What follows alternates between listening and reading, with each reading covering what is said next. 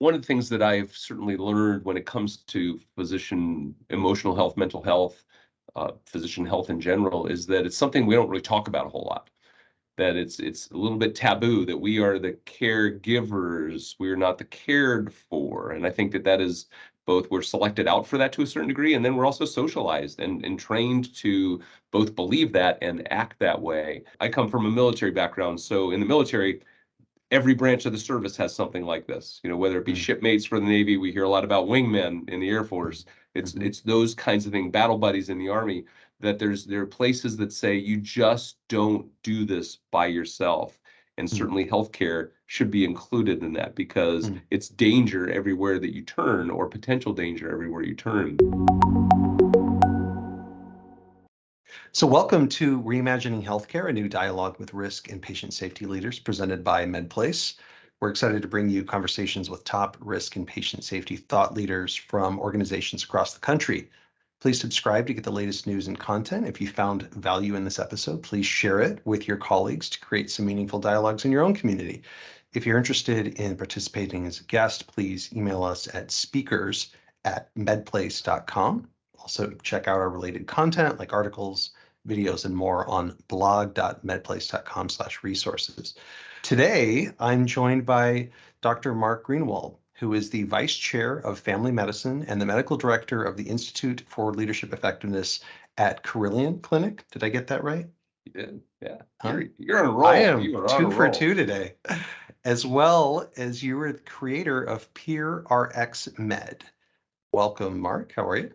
Thank you. I'm doing great. It's great to be here. Well, it's good to have you. You do something really, really important, and it's a conversation that happens in my world regularly, and I think other people are trying to solve it.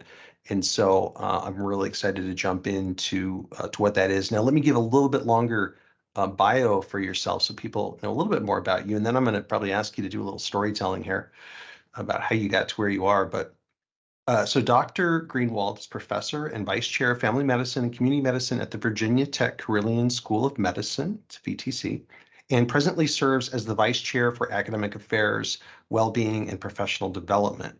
More recently, Mark is serving as the co-chair for both the newly formed Virginia Academy of Family Physicians Well-Being Committee, the newly formed Virginia Task Force on Primary Care Clinician Retention and Wellbeing Subcommittee, and as an advisor for the AMA practice transformation process. In 2019, Dr. Greenawald launched the nationally acclaimed PeerRxMed program. If you guys want to find that's at peerrxmed.org, which is intended to help healthcare professionals provide proactive support for each other on their professional journey. So that's a lot that you're up to, but it sounds like you've got a mission and that you're driving some great things here. Um, so let me start with right now you fill multiple leadership roles at Carilion Clinic and you spearhead the PeerRx Med program. What's this career path look like that kind of led you here, and how does this sort of culminate in this PeerRx platform idea that you've got? Career trajectories are always interesting when it comes to anybody, and certainly those in healthcare who don't take perhaps a traditional path. Mm. My career path makes no sense to many, because I've not, even within the world of academic medicine and medical administrative and administration and leadership, I have taken various left and right turns along the way because opportunities presented themselves that just sounded very interesting.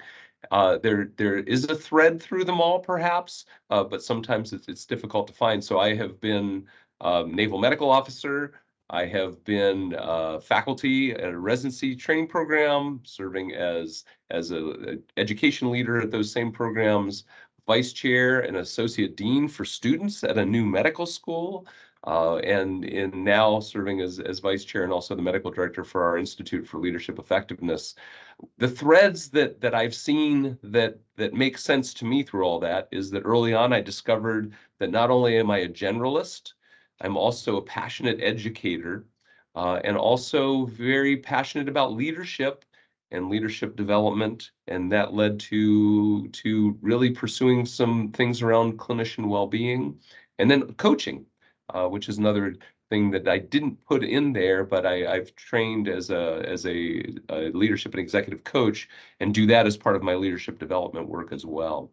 So the thread for me has always been supporting, whether it be patients or physicians. And later in my career, over the past, really about the past 10 to 15 years, have really started seeing my calling being to help support those who provide the care for patients. So helping to support physicians, helping to support those who are leading within healthcare, both administratively and clinically. And that is where our conversation really starts today in many ways with the PeerRxMed program. That's great. So I do want to get your assessment on the what we'll call the current state of physician mental health in a second. But the first question is why does that matter and who does it matter to, right? Is this just a physician problem? Is this like an interpersonal thing with doctors, and like why should we care and that sort of thing? And I think part of the answer behind that is some of your background. Like you're the co-chair of the Ambulatory Clinical Advancement and Patient Safety Committee, right? That's correct. So you're involved in patient safety and quality, and I assume there's a tie in there. What's that Oh, story? yes. So one of the things that I've certainly learned when it comes to physician emotional health, mental health, physician health in general, is that it's something we don't really talk about a whole lot. That it's a little bit taboo that we are the caregivers, we're not the cared for. And I think that that is both, we're selected out for that to a certain degree, and then we're also socialized and trained to both believe that and act that way. And so what we know from the data, of course, is that physicians do not, in general, reach out for emotional support and emotional help, even when they need it. And often they don't recognize that they need it. As we know, over the last decade, more and more data have come out about the burnout epidemic and all of what I consider the distress that healthcare and the provision of healthcare causes. What we found, though, is that as that data came out, that the initial research data said 40 some percent of physicians across all specialties on average were in a state of high burnout, which means that they were emotionally exhausted, they had nothing left in their tank. They were starting to experience cynicism or depersonalization. They basically started looking at those people they cared for as objects, and often objects that were impediments in terms of getting them somewhere outside of, got to get out of here. And then finally, they were experiencing a sense of meaninglessness. That the work that we do, the work that's so important that people were called for and have given up a lot of time and education for, didn't wasn't making a difference, and they started to believe that. And so that syndrome that we call burnout is when any of those gets high enough that it starts to impact physicians in terms of their performance. With all that, what we found was that 42% didn't really bring a whole call to arms, that it wasn't this crisis. People kind of shrugged their shoulders and said, Mm, yeah, that sounds about right. Yeah, healthcare is pretty hard. mm, And so another national study was done 3 years later, showed it was worse, that it had really crossed over the 50% mark for burnout. And again, the in many ways, the call to action was pretty tepid at best. And there were some good attempts nationally to begin to at least bring attention to this. What I have found in terms of my work is that as we started looking at this not as a physician problem, but rather a quality and safety issue, all of a sudden healthcare systems started looking at this differently. So if you go to healthcare leaders often and say, the physicians are they're hurting right now, um, the answer doesn't come across this way, but it often sounds like poor doctors. mm. We feel very sorry for them, but they get paid a lot, and they get a lot of privilege and get back to work. And that's what I think a lot of physicians experience, such that they stop asking for help, even if they have had the courage to begin to ask for help to Yeah. start with. Yeah, that's fascinating. And you're right. It really isn't talked about enough. There are some bright spots in the Oh, yes, industry. sir. There's like Ascension comes to mind, the big hospital system, but really intentional about trying to further peer support program. There's a couple of malpractice carriers that are so Yep. insightful about this being a quality problem, right? If you have a doctor that's burnt out and they're starting to make mistakes, or they're starting to not do the things that they really kind of should do as best practice, all of a sudden that turns into things on the other end of that, claims and lawsuits and other stuff. So they're very proactive about coming and creating systems to come alongside physicians that are in a state of crisis, right? So there's bright spots, Yes, there but are. that's definitely the exception to the rule, right? And the tragedy is that that is the exception. Yeah, Right? It's almost as if what I often experience is healthcare leaders who say, "Well, we don't have enough proof that it really makes a difference."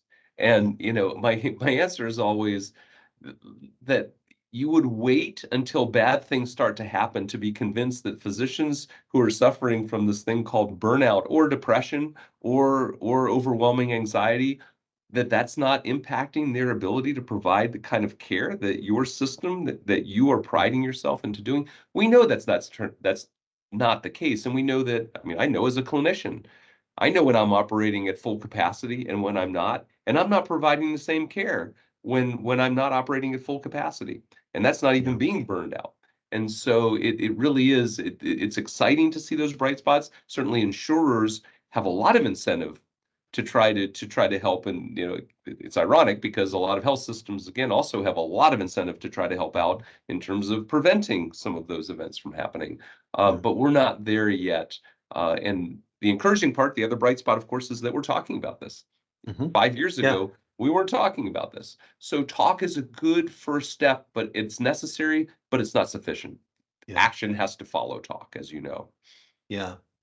Well, tell me about the PRX program. What is it? How did you approach sort of the design of it? What are the basic mechanics of it, so we can understand how you've sort of created a vision and then said, hey, this is a potential, solution for that, and how does that kind of work? Yeah, and a nice way to think about it, a lot of your listeners are probably familiar with peer support programs, particularly if they're part of a larger healthcare organization, things like the second victim programs and things like that. So the second victim program, the name of which I find very unfortunate, but it basically says that in any kind of tragedy within healthcare, the first victim, if you will, the first people who suffer because of that are the patient and the family of the patient. However, the care team also suffers in the midst of that, and they become the quote second victim. So those who were involved in that tragic outcome also carry things with them, and that needs to be processed as well. So a Yeah. lot of folks will be familiar with that kind of peer support that says when an event happens, we are then reaching out and we're going to make sure that you know that we're here to support you in the midst of that. Fabulous. I think there's those programs are very important. Those programs are also very reactive. Mm, And they're also really they're very inpatient focused because most of mm, those programs do not get into the ambulatory space where a lot of healthcare is provided. So as I started to think about the PureRx program, I'm a generalist, and I also mhm, spend a lot of time thinking about prevention. So what I thought was, what would it look like to create something that is proactive mm, rather than reactive and is supportive independent of an event? mm, So a tragedy doesn't have to happen before somebody reaches out and says, "Hey, we care." What would it look like if somebody was reaching out to say we care all the time so that when the tragedy happens, because it's inevitable, we're going to have those happen along the course of our careers, you already have someone who is a peer with whom you've developed rapport.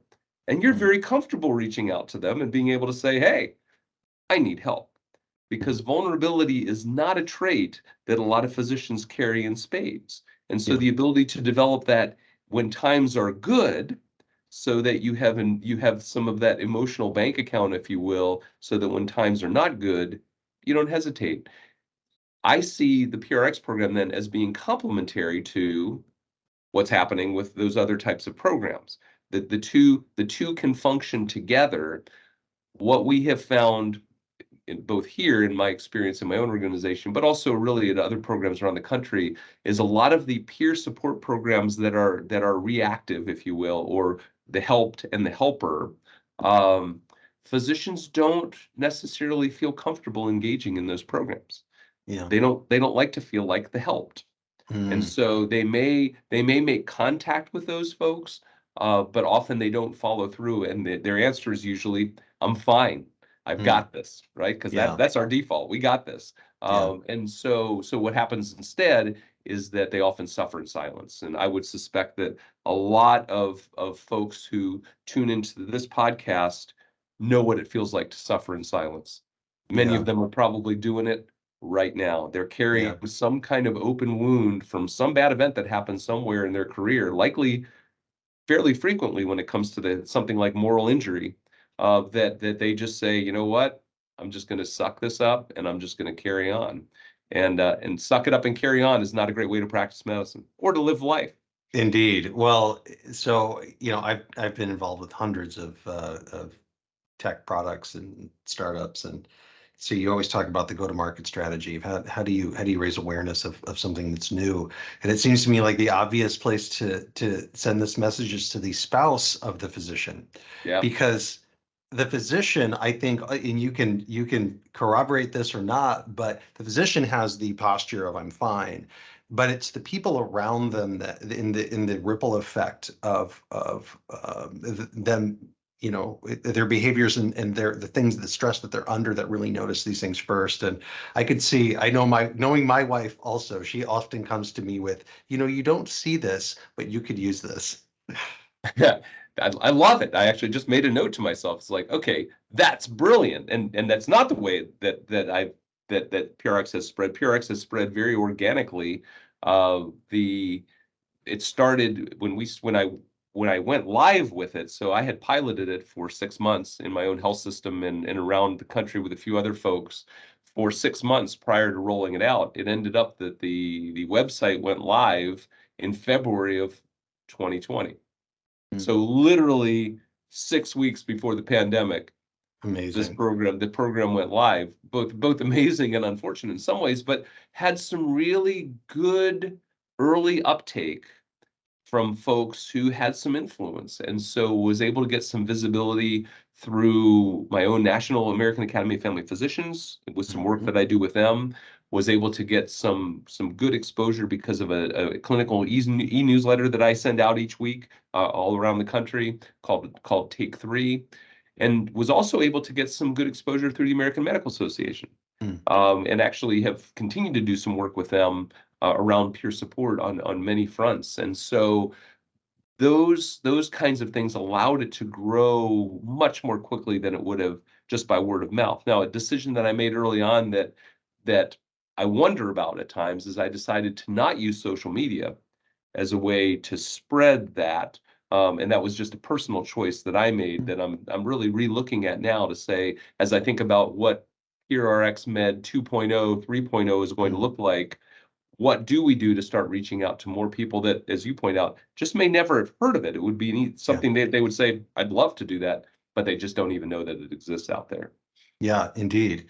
Well, so as you were designing this system and as you were kind of going through the iterations of how it works, what kind of things did you learn? What kind of challenges came up?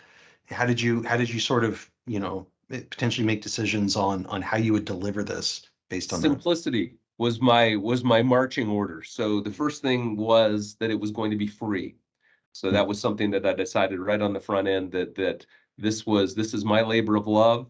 It's something that I feel very passionate about, and I wanted to make sure that there were no barriers for anybody to say, no, I'm not going to invest whatever that it mm, would be. So that was the first premise. Second premise was it had to be simple. And so the essence of the platform is you sign up, you hopefully sign up with a buddy, though that's up to you. You just both sign up. You identify your buddy. So we don't do a matchmaking program as part of that, mm, something that we've thought about on different occasions, but it have said that gets into some complexities that we didn't want to get into. So mhm, once you sign up, you will begin to get a weekly email nudge that mm, basically says buddy check.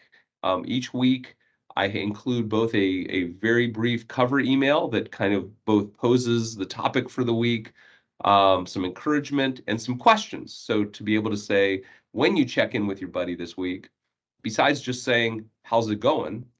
Mm. Here's some questions that you might consider. And then I have a link to a blog that goes into more details about that for people who want to explore it and go into a little bit more depth around that topic. That's the essence of the platform. And so every week, folks folks get that via email. Now, one of the things that I'm realizing, social media is probably an area that I need to explore more around that just for spread. The Mm. second is thinking about what other technology could make it even easier, knowing that many Mm. physicians don't do email anymore. Mhm. Particularly the younger generation, that's just not something they do very often. So how could it be pushed out through text or pushed out through an app where folks can then make it even easier to Yeah. not have any reason to not check in with their buddy that week? We learned that early on. So I started MedPlace just 4 months after the pandemic started, right? It was weird starting a company in the silence of COVID. Lots of interesting things going on. Doctors were both burnt out and sidelined. You had kind of Oh, both happening, and it was a lot, as you know. And yeah, we launched and we used to send. So our function is like there's a case review that has to be done or something from a insurance carrier, for example, and we'll connect them with radiologist or a neurosurgeon or something like that, and they'll get an email on their phone, and then they say, you've been asked to review this case, and they can accept it. That's the mechanics of email. It worked fine. We opened up text messaging because our doctors kept saying, can you guys text these to me? And it was like a 99% uptake on it. So wow. it's got to be on it's got to be easy. It's got to be on the phone. Yep. So, and it's true, like these little technology things that create they get rid of the friction in the process, right? And if you're doing something that already has an emotional friction to it, this idea of peer support, there's an emotional friction that's going to come with it. Like, how do you reduce all of the other friction around that process in order to just have that be the final thing? And you can even use technology to resolve some of those things too. Oh So yeah. yeah, Yeah, it it's does. an important part in the development. But yeah, you have social media platforms and other things that might just be out of the box Yep. really good for something like this. And Yeah. okay, so they come in with their buddy, ideally, and then this creates that proactive conversation and a reminder in sort of an accountable sort of layer on top of it, so they Yep. don't forget and they stay up with each other. I love it. And provides on the platform provides then some equipping as well. Mm. So, it often feels uncomfortable, I think, for many adults to kind of say, okay, how do I approach somebody and say, would you be my PeerRxMed buddy? It sounds a little bit awkward, and I try to demystify that to a certain degree and disarm that by talking about one of the premises upon which I built the platform was the YMCA buddy system, the swimming buddy system. So nobody swims alone. And the idea that, of course, you would, if you're going to be in a place where you might be in danger, you would not be going out there by yourself. So encouraging them around this idea that it's sane to do this. Yeah. I come from a military background, so in the military, every branch of the service has something like this. Whether it be Mm. shipmates for the Navy, we hear a lot about wingmen in the Air Force. It's Mhm. it's those kinds of things, battle buddies in the Army.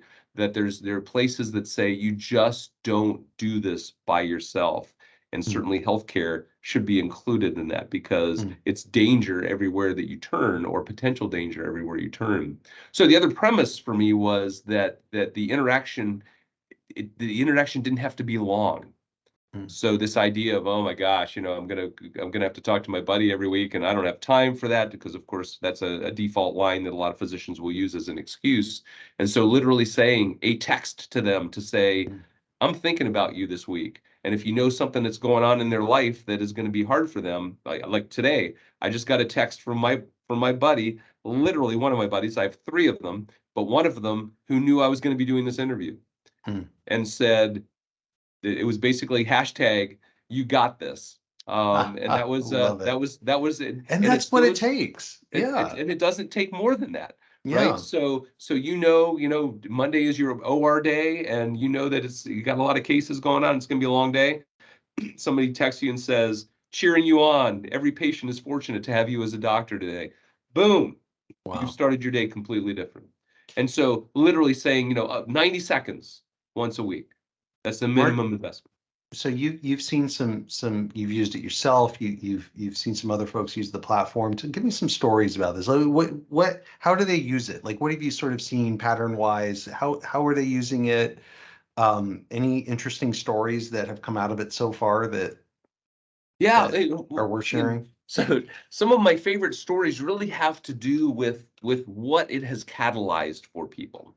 Mm, So one example would be people I've had colleagues who have reached out to say, the platform is so simple. When you first approached me about it, I kind of rolled my eyes, like, really? Like, why would I do that? And what I realize is it's allowing me to do that which I intended to do anyway, but never did. So mm, it's giving me that reason to do what I right. know I want to do. I love to Yeah. connect with my colleagues. I need to do because I know I shouldn't be carrying alone, but I wasn't doing, and weeks would go by without that happening. I've had lots of folks who have shared with me times that they have reached out, a malpractice lawsuit that came through, a bad outcome that a patient Mm, had, yeah. just a tragedy that happened in the family, and they have reached out to their buddies to be able to say, I just needed somebody to know that I'm going through this right now, and I didn't want to dump it all on my partner, Yeah. spouse, significant other. I needed somebody who lives in this world of healthcare who gets it and gets Mm, me. And amazing. that's, I mean, those stories are numerous in terms of how, because people had that comfort, they were willing to reach out. And I call those my 2 a.m. buddies, who, when Mm, life is crumbling at 2 a.m., do you have somebody you can call who mm. you wouldn't have to apologize, and they would be there in a heartbeat? Wow. And everybody needs one of those people, and especially in healthcare, because we have bad stuff happen at 2 a.m. all the time. That's just part of the job. And Amazing. so, yeah, it's powerful. When used properly, Yeah. it's powerful. Well, we work with hospitals of all systems, clinics, critical access all across the country, and I can think of probably 6 groups right now that would be really interested in this type of platform for their physicians. Is this something that hospitals can adopt? Is it something Absolutely. that's available? Like, what does that Yeah, look like? and hospitals have used it in many different ways. One of the things that I love about the way that I've designed this is that I can give it away, and they can take it. And I say, look, attribution is great, but modify it to fit what works for you. And so a Yeah. lot of I've had some hospitals who have used that they receive the email, the buddy check email, they modify it, so they customize it and personalize it coming from somebody within the organization, and then send it out based on things that are going on in their organization. So people Mm, get it. And it's not like, okay, Mark Greenawald in Virginia is sending me this. It's like, our own chief quality officer is sending this out right now. yeah. So it is absolutely adaptable. The other piece that's been interesting, and I've had different groups experimenting with this, there's some groups who assign buddies. They basically said everybody's going to have one, Yeah. and we're going to assign those. I stayed away from that historically because we're drawn to certain people and not others, Yeah. and I didn't want people It, to kind of feel like it was some kind of matchmaking service or something like that, or that Yeah, it was there's there's forced. there's chemistry there. Yep, There's whether I perceive that they're too close to me professionally, or yeah. what my preferences are there. So yeah, I mean, there's a lot of factors. I can't imagine you can just sort of match somebody up and say, okay, go make friends. Well, and if they've tried that, some of those have just statistically been successful, but many have kind of dwindled once you stop providing the energy for that. And at some point, you want these to be sustaining on their own. You Yeah. want people reaching out because it's like, well, I wouldn't do otherwise. Why? There's Mm, no way I would go through this week without getting that text to say, you got this. We're mm, sending that text that says that. So it is interesting how they've done that.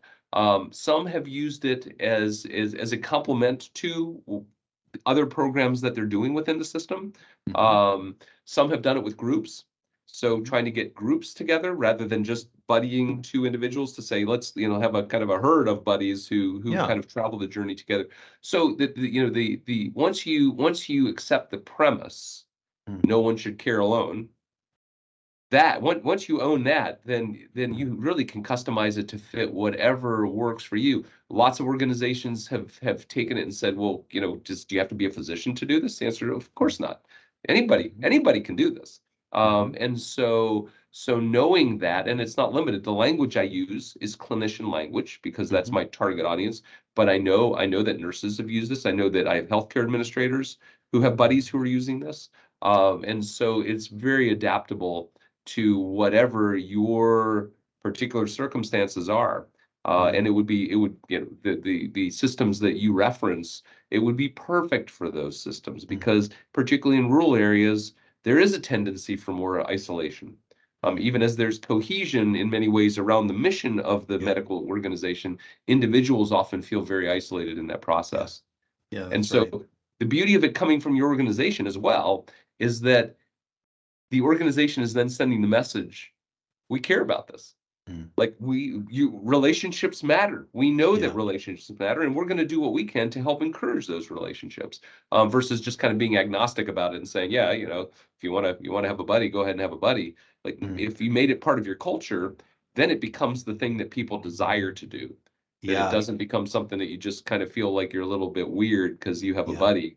I imagine I could imagine I've not seen this happen yet, but seeing a chief medical officer talking about their PRX buddy, like all of a sudden, it legitimizes the idea Mhm. that even when you get to that level of the C-suite, you shouldn't be carrying alone. You shouldn't be leading Oh my alone. gosh, what a great vision. The leadership talking about the peer support that they are active in and promoting. I mean, that's nothing better to promote a culture of empathy like Oh we yeah. want. Like we want to engender empathy in everybody, right? And um that's a great vision. Well, anything that you want to leave us with? I mean, you are doing the work. This is something I personally feel very strongly about. I work with so many physicians around the country, and this is a constant topic. All these carriers, all these others that are trying to wrap around these physicians to help them uh, carry the weight of Yep. what human us mortal humans weren't probably designed to do. But I mean, just so first of all, great, thank you for the work here. Anything to leave us with, and I also want to know, how do people find you? Yeah. So what I would say is that if you're listening right now and you're traveling the healthcare journey alone, don't do it for one more minute. Like it's not reaching out and asking for help is not a sign of weakness. It's a sign of wisdom. And so, if you're in a place of burnout, reach out and get professional Yeah, help. And if you're just at a place where you're feeling isolated and alone, please know you're not the only one out there, and people are hungry to connect. And so get out there and find someone and just ask them, hey, let's travel this journey together for a while. It's not forever. yeah, Let's just travel the journey for a while and test this out and love it. see what a difference it could make. For folks who want to get a hold of me, my email is mhgreenawald @carilionclinic.org. And you can also, the PeerRxMed website is Hmm. PeerRxMed.org, as you had Hmm. said earlier. Go ahead and sign up and grab a buddy and start playing. Fantastic. Well, it sounds like you're pretty accessible too for those that are thinking about implementing a system like this. It sounds Yep. like you're collaborative with anyone who shares that mission or that heart. You've given me about six statements that you made in this conversation that isolated on their own are worth meditating on, right? Like just really, really great things that I think are underpinned by that word wisdom, right? Yeah. So really, really great to meet you, Nice to meet Dr. you as Ringwald, and well. thanks Thank thanks you. for the path that you're on and for raising all of these conversations. I think these are just really critically important for everybody. And I hope this isn't our last conversation. I got lots of ideas that we should bat things back and forth on. But in the meantime, for everyone else, thank you for listening to the Reimagining Healthcare podcast, a new dialogue in risk and patient safety. Subscribe and share if you found it valuable. And if you'd like to participate as a guest, again, just email us at speakers@medplace.com. And make sure that you do follow Dr. Greenwald and connect with him on LinkedIn and all the other things. We'll put those in the show notes as far as how you folks can get a hold of him. But this was really, really fantastic, super encouraging. Dr. Greenwald, thanks again. Thank you. I appreciate this opportunity and appreciate you helping to spread the good word. Anytime. All right, we'll talk soon. Very good. Bye bye.